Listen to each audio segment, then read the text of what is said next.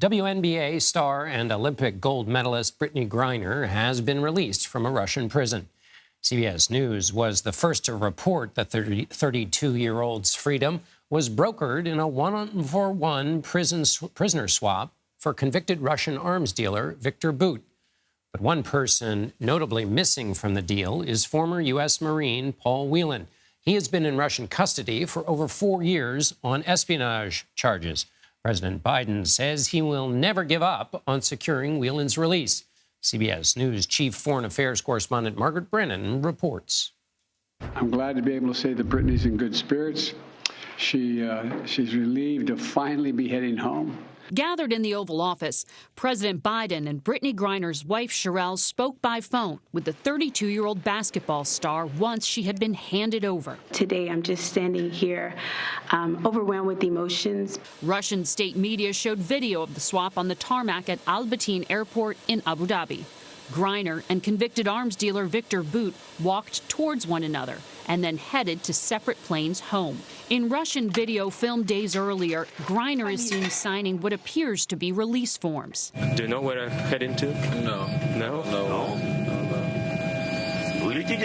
You fly back home? To the U.S. To the U.S. Okay. President Biden agreed last week to free Bout in order to bring Griner home.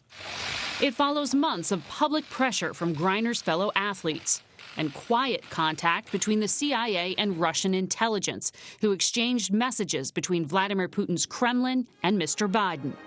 Throughout the summer, the Biden administration had tried to bring home both Griner and 52-year-old Paul Whelan, a private corporate security contractor who had been imprisoned for 4 years on espionage charges. But Russia refused.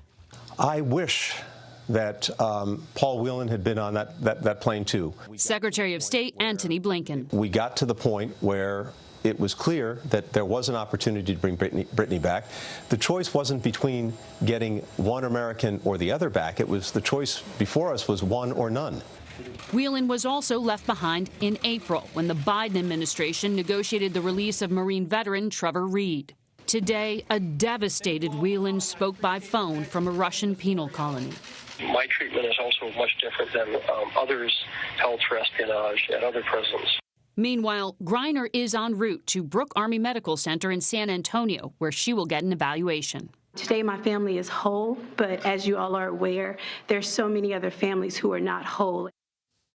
Secretary Blinken told me that this one-for-one swap was just a single transaction, nothing more and nothing less. In other words, this wasn't a diplomatic breakthrough that opens the door to other opportunities. It also isn't clear what card the U.S. can play next that would persuade Vladimir Putin to release Paul Whelan or at least one other American, Mark Fogel, who's being held on drug charges. The U.S. had offered a number of other Russian prisoners being held in the U.S. to the Kremlin as potential trades, but Russia insisted on one-for-one. Viktor Bout was their priority. Margaret Brennan, CBS News, Washington. For more on this, let's bring in CBS News Chief National Affairs and Justice Correspondent Jeff Pegues. Jeff, let's start with another clip from Margaret Brennan's exclusive interview with Secretary of State Antony Blinken, and it's about his reaction to the release of convicted arms dealer Viktor Bout. Viktor Bout's been off the playing field since 2008, which is a very good thing. And he served about half of his sentence. At some point in the years to come, he was going to get out. And I'm glad at least that we were able to get Brittney Griner home. Well, some Pentagon officials are worried that Bout is back on the playing field. What is their concern, Jeff?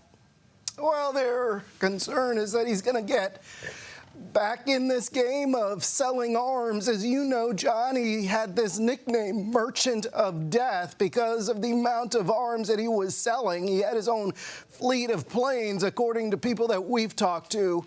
And so this is someone who law enforcement wanted off the playing field, if you will, and there is concern among some sectors that he might go back to what he used to do. But there are also people that we've talked to who say he's not the same guy that he was. And, Jeff, what about there is the argument that in prisoner swaps, it basically creates a market for the Russians to just take another American and use it for leverage for whatever other thing they want. What are the threats for Americans who are traveling to places like Russia? Well, I don't think I've ever heard anyone say that that is not the case. If you have this kind of swap, there is the potential there that it makes Americans in certain countries more of a target.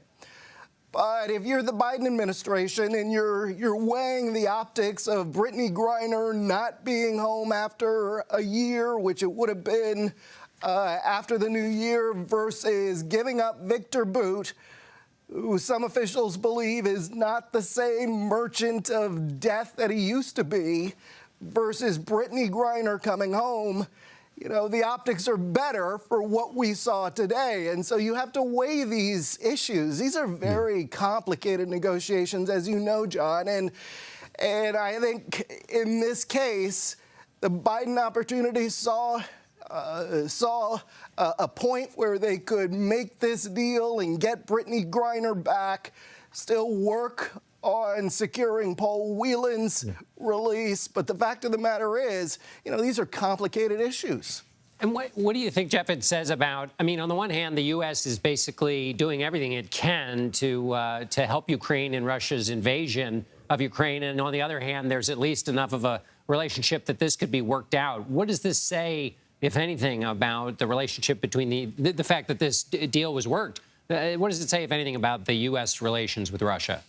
Well, there's the U.S. relations with Russia. I think everybody in the foreign policy establishment here would say that they're at a low point. You have this stalemate essentially in Ukraine, and you have swaps like this because, this is one of the few negotiating tools that Russia has with the West at this time, which also feeds into this argument that, hey, we should not have made this deal. But the fact of the matter is the Russians have very little negotiating power right now, whether it's Ukraine or on some of these other issues. And they're going to use whatever advantage they have. And in this case, they had an advantage because this was obviously a deal that the U.S. and the Biden administration specifically wanted to make. Right. All right, Jeff Pegues in Washington. Thanks so much, Jeff.